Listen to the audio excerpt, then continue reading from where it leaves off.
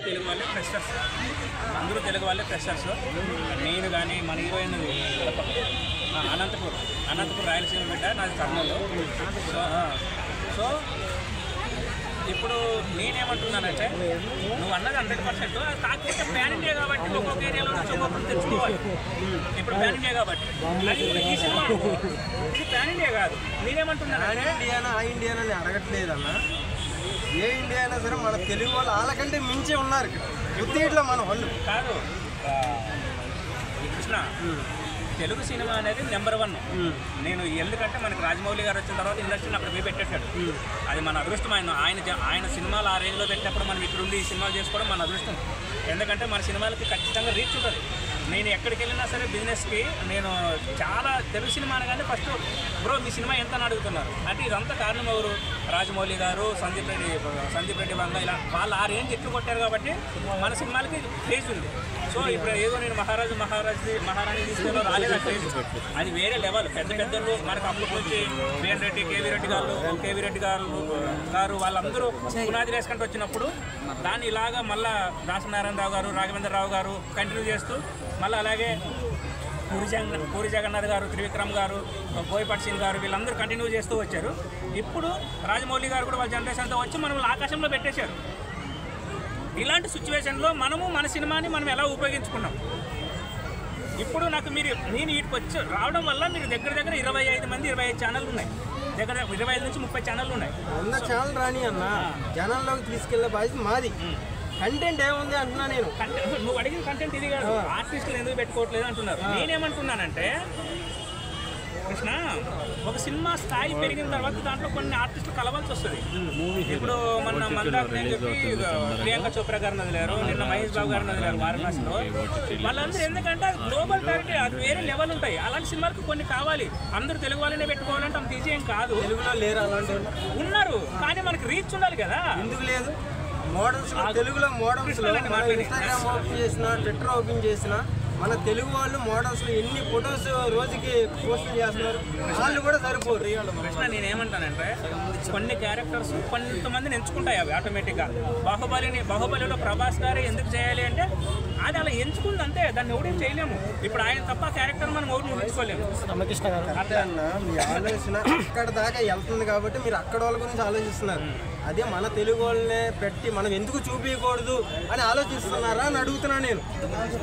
కృష్ణ కొన్నింటికి నేను కూడా సమాధానం ఏం చెప్పలేను, ఎందుకంటే ఇది టిపికల్ క్వశ్చనే. కానీ నేనేమంటానంటే ప్యాన్ ఇండియా అనే స్థాయి మారిన తర్వాత కొన్ని కావాలి, అది జరుగుతుంది. ఇప్పుడు నేనేమంటానంటే మన సినిమాకి ఎవరు ప్యాన్ ఇండియా వాళ్ళు ఎవరు లేరు, అందరూ తెలుగు వాళ్ళే. న్యాచురల్గా తెలంగాణ వాళ్ళు, నా ఫ్రెండ్ తెలంగాణ, నా ఫ్రెండ్ క్యారెక్టర్ చేసిన ఆయన వాసిక్, ఈమె ఫ్రెండ్ క్యారెక్టర్ చేసిన కరీంనగర్, ఏమి అనంతపూర్, నాది కర్నూలు. సో 2 తెలుగు రాష్ట్రాలు కలిసే చేశాము. ఇంకా ఫాదర్ క్యారెక్టర్ అంటే ఆయనది వైజాగ్. ఇలాగా జరుగుతూ ఉన్నాయి. సో నేనేమంటున్నానంటే చిన్న సినిమాల వరకు పెద్ద క్యారెక్టర్లు అవి ఇవి ఏం కాదు, కానీ పెద్ద సినిమాలకు వచ్చినప్పుడు స్థాయి వాటికి వదిలేయాలి. అది ఫస్ట్ సినిమా మీరు ఏదైతే మొదలు పెట్టారో అందరు తెలుగు వాళ్ళతో మొదలు పెడితే నేను అదే చెప్తున్నాను.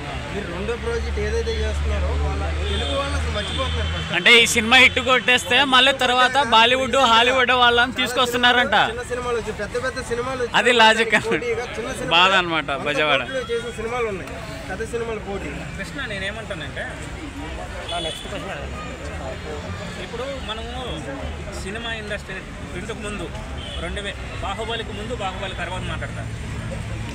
టాలీవుడ్ ఎక్కడుండే? నువ్వు బొంబాయికి వెళ్తే మద్రాసి అనేవాళ్ళు. బాహుబలికి ముందు, దానికి ముందు మద్రాసి అనేవాళ్ళు. మనకి గుర్తులేదు. రాజమౌళి గారు దేవుళ్ళలాగా వచ్చాడు, నేనున్నా కదా అని పాడితే ఇప్పుడు మద్రాసిని మర్చిపోయారు, తెలుగు సినిమాల గురించే మాట్లాడుతున్నారు. సో ఇలాంటప్పుడు మనము నాకు పెద్దవాళ్ళ కృష్ణే కావాలి, లేదా అనంతపూర్ శ్రీలియ అమ్మాయి హీరోయిన్ కావాలి అంటే వర్కౌట్ అవ్వదు. ఎందుకంటే కొన్నింటికి కొంతమంది కావాలి. ఇప్పుడు మన సినిమా ప్యాన్ ఇండియా, మనం అడుగు పెడితే 1000 కోట్లు చూస్తున్నాయి మన సినిమాలు. ఇప్పుడు వారణాసి వచ్చింది, ఎవడైనా ఎక్స్పెక్ట్ చేస్తాడు ఆ రేంజ్ విజువల్స్? అసలు ఎక్కడ రామాయణం టచ్ చేస్తుంది, అక్కడ కలికి అవతారం టచ్ చేస్తుంది, ఫైనల్గా కృష్ణుని టచ్ చేస్తుంది, మళ్ళీ రుద్ర అవతారంలోకి వస్తుంది. అంటే అది అంత ఈజీగా ఉంటుంది సినిమా. సో సో నేనేమంటానంటే వాటికి కొన్ని కావాలి, వాటి గురించి మనం చర్చించే స్థాయి కానీ నాకు లేదు, సో నీకు కూడా లేదనుకుంటున్నాను నేను. వాటికి కొన్ని కావాలి. ఉన్నా లేకపోయినా ఒక సినిమా గురించి మాట్లాడతానికి అధికారం ప్రతి ఒక్కరికి టికెట్ తీసుకొని థియేటర్లో కూర్చున్న ప్రతి వ్యక్తికి ఉంటుంది. సో ఇప్పుడు నీకు ఇస్తారా హీరోకి ఛాన్స్ ఇస్తాడు, నెక్స్ట్ హీరో నువ్వే. ఆ సినిమాల స్థాయి వేరు, వాటి లెవెల్ వేరు. సో తమ్ముడు అడిగింది కరెక్టే. సో నేనేమంటున్నానంటే లక్కీగా నాకు ఈరోజు ఫస్ట్ లుక్ రిలీజ్ చేశాను ఫ్రెండ్స్. మీరందరూ నన్ను ఎంకరేజ్ చేయండి. 3 డేస్కి ఒకసారి వస్తూ ఉంటాము. ఓకే చెప్పు. అయితే అన్న రీసెంట్ ఇప్పుడైతే మీరు ప్రమోషన్లు చేసుకుంటున్నారు, కానీ రీసెంట్గా ఒక మనిషి సూపర్ రాజా అని చెప్పేసి ఒక పర్సన్ ఇలాంటి సినిమా మీరు ఎప్పుడు చూసుండరు అని చెప్పేసి సొంతంగా అంటే 2 రాష్ట్రాలు తిరిగి ప్రమోషన్ చేసుకున్నాడు. తీరా సినిమా చూస్తే అక్కడేం లేదు డొల్లా. మీరు కూడా ఇలా ప్రమోషన్ చేస్తున్నారు, ఒకవేళ మీరు ఇలాంటిది ఏమైనా ప్లాన్ చేస్తున్నారా? చేస్తే చెప్పండి బ్రో. నేనేమంటున్నానంటే మీరు అడిగిన question correct, super correct time. నేనేమంటున్నానంటే సెల్ఫ్ ప్రమోషన్ అట్లా అవుతున్నాయి. లేదు, ఇది కేవలం సెల్ఫ్ ప్రమోషన్ కాదు. నాకు మీ అందరూ సపోర్ట్ కావాలని నీకు వచ్చాను. అంత ఈజీగా ఏం రాలా ఇటుకి. తమ్ముడు నాకు అన్న నువ్వు రాన్నా అంటే నన్ను మా తమ్ముడు నా ఫోర్స్తో ఇటుకు వచ్చాను. నాకు ఇటుకు వచ్చినాక మీరు చూపిస్తున్న లవ్ చాలా ఆనందంగా ఉంది ప్రజెంట్ చెప్తున్నా. ఎందుకంటే ఇంత ప్రమోషన్ నన్ను దొరుకుతుంది అనుకోలే. సో నేనేమంటున్నానంటే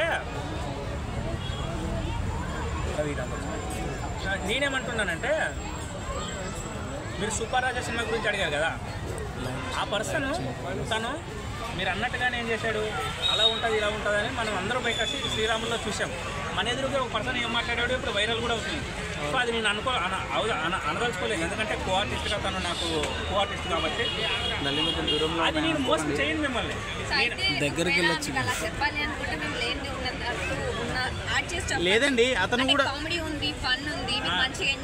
అతను అదే చెప్పాడు మాకందరికి.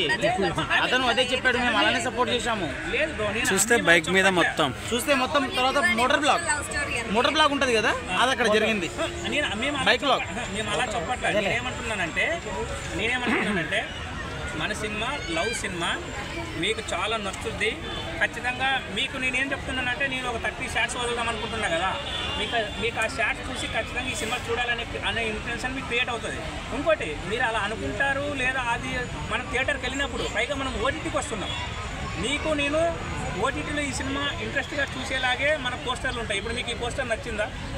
ఇలాగే ఉంటుంది ట్రీజరు, ట్రైలరు, ఇవన్నీ సాంగ్స్. సో నాకు ఆ కాన్ఫిడెంట్ ఉంది మన సినిమా మీద. లవ్ సినిమా ఇది అలా ఉంటుంది, ఇది అలా ఉంటుంది ఇలా ఉంటుందని నేను చెప్పను. కానీ చాలా చాలా మంచి సినిమా తీసాము. మాకు లైఫ్కి గ్రోత్ ఉంటుందని మాత్రం గట్టిగా నమ్ముతున్నాం ఫ్రెండ్స్. ఓకే, అతను కూడా స్టార్టింగ్ లో అంతే చెప్పాడు బ్రో, పెద్ద హీరోలు చేయాల్సిన సినిమా మేబీ ప్రభాస్ లేకుంటే పవన్ కళ్యాణ్ గారు చేయాల్సిన సినిమా అని చెప్పాడు. నేను కూడా ఇప్పుడు చెప్తాను, ఈ సినిమా పవన్ కళ్యాణ్ గారు చేసి ఆయన అంతే చెప్పాడు స్టార్టింగ్ లో. నేనేమంటున్నానంటే చెప్పాడు, నా దగ్గర ఉన్నాయి ప్రూఫ్స్ ఉన్నాయి, ఇప్పుడు చెప్పాడు, వాడే చెప్పాడు. ప్రమోషన్ విషయంలో ఒక పైకి వెళ్ళిండొచ్చు అతను. సో నేనేమంటానంటే ఇప్పుడు ఈ సినిమా పవన్ కళ్యాణ్ గారు చేసింటే బాగుంటుండే అంటే ఒక మేకర్, నేను ఒక డైరెక్టర్గా ఫీల్ అవుతాను. కానీ వాళ్ళు ఇప్పుడు లవ్ స్టోరీ చేసే స్థితిలో ఉన్నారా మరి? Okay bro, by the way మన సినిమా ఒకవేళ హిట్ అయినా అది రాడ్ అయినా అది తట్టుకునే సత్తా మన తెలుగు ప్రజలకు ఉంది బ్రో. మన తెలుగు ప్రజలది అది గుండె కాదు, అది గ్రానైట్. ఏమంటున్నానంటే బ్రో, నేను గాడ్ ప్రామిస్గా చెప్తున్నా, నాకు ఇంత ప్రమోషన్ దొరికిన తర్వాత కూడా నేను మిమ్మల్ని అస్సలు డిసప్పాయింట్ చేయను. ఎందుకంటే మా హీరోయిన్ కూడా పక్కనే ఉంది కాబట్టి తనకు కూడా కాన్ఫిడెంట్ ఉంది. సో తనకు ఈరోజు ఫీవర్ ఉన్న నా కోసం ప్రమోషన్ కోసం వచ్చింది, ఫస్ట్ లుక్ అంటే మనం చేసుకుందామని. తను కూడా నాకు చాలా కోఆపరేట్ చేసింది. సో ఈ సినిమా మా అందరి కోసము మీరు చూసి మమ్మల్ని ఎంకరేజ్ చేస్తారనుకుంటున్నాను. మిమ్మల్ని అస్సలు డిసప్పాయింట్ అసలు చేయదు. మంచి లవ్ స్టోరీ, మహారాజు మహారాణి, డిసెంబర్ 27 సినిమా రిలీజ్. ఏ ఓటీటీ ప్లాట్ఫామ్ అన్నారు? ఏ ఓటీటీలో? అది మీకు డిసెంబర్ 20కి చెప్తా బ్రో. 1 వీక్ ముందు చెప్తా. అది కూడా ఇక్కడే అనౌన్స్మెంట్ జరిగింది.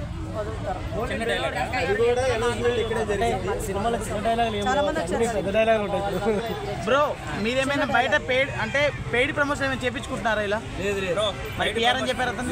పిఆర్ కాదు, పెయిడ్ ప్రమోషన్, డబ్బుల ప్రమోషన్, నేను ఇవన్నీ వదిలేసిన బ్రో, ఓపెన్గా చెప్తున్నా.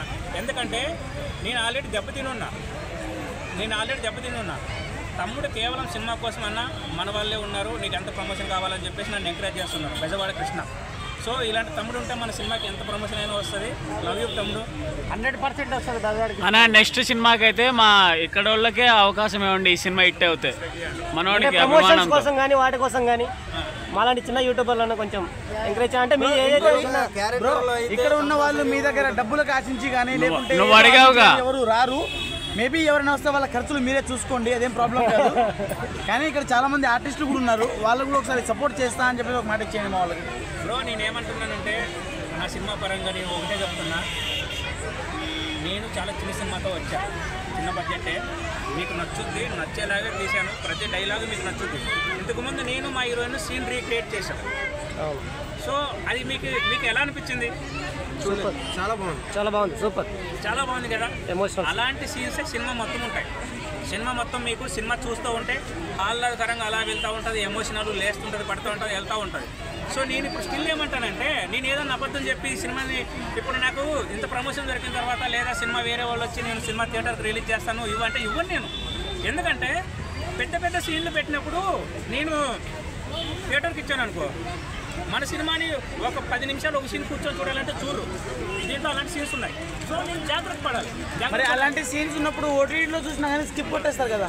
Emotional scenes, emotional and love, emotional. ఇప్పుడు నేను ఏమంటున్నానంటే, నువ్వు అడిగిన క్వశ్చన్ మంచిది, నువ్వు ఫోన్లో చూస్తున్నావు, అక్కడ ఎమోషనల్గా మాట్లాడుతూ ఉంటే నువ్వు స్కిప్ కొట్టలేవు.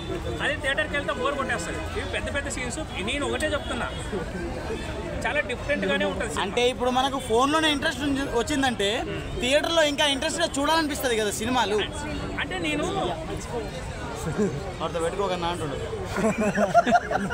సరే మూవీలో ఏదైతే ఒక ఎమోషనల్ బాగా టచ్ అయ్యే డైలాగ్ ఏదైతే ఉంటుందో హీరోయిన్ గారి మాటల్లో మీరే వినండి ఒక డైలాగ్.